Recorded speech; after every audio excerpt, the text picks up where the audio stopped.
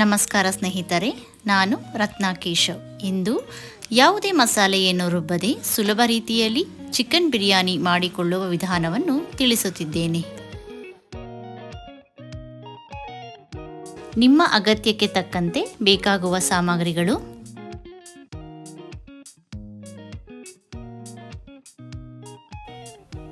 ಎಣ್ಣೆ, ಸೋಂಪು, ಚಕ್ಕೆ, ಲವಂಗ. ಸಣ್ಣ ಉರಿಯಲ್ಲಿ ಹುರಿಯಿರಿ. ಈರುಳ್ಳಿ,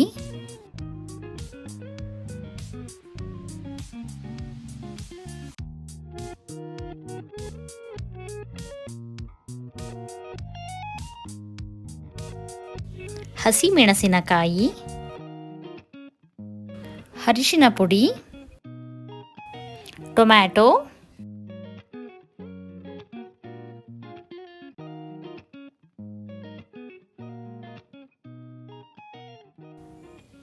ಅಚ್ಚಕಾರದ ಪುಡಿ,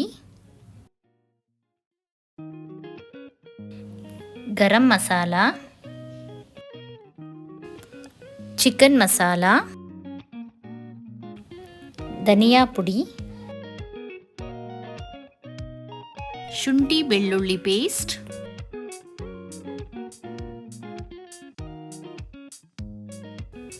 ಚಿಕನ್ ಹಾಕಿ ಚೆನ್ನಾಗಿ ಹುರಿಯಬೇಕು.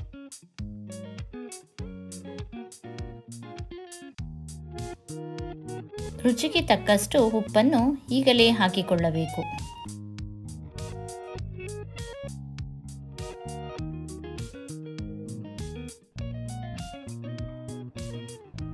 ಕೊತ್ತಂಬರಿ ಸೊಪ್ಪು,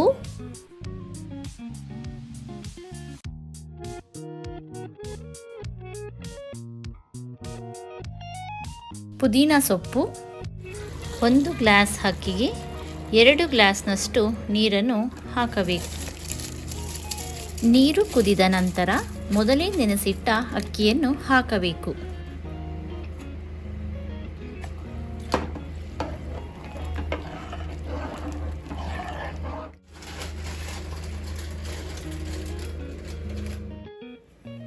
ಕೊನೆಯಲ್ಲಿ ಕಸೂರಿ ಮೆಥಿಯನ್ನು ಹಾಕಿ ಚೆನ್ನಾಗಿ ತಿರುಗಿಸಿ ಮುಚ್ಚಬೇಕು.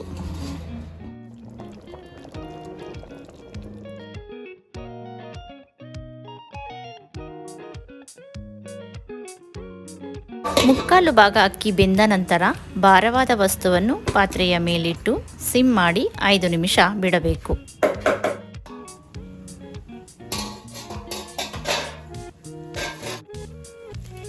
ಈಗ ಎಲ್ಲ ಹಾಕಿರುವಂತಹ ಮಸಾಲೆ ಒಂದುಗೂಡುವಂತೆ ಸರಿಯಾಗಿ ತಿರುಗಿಸಬೇಕು.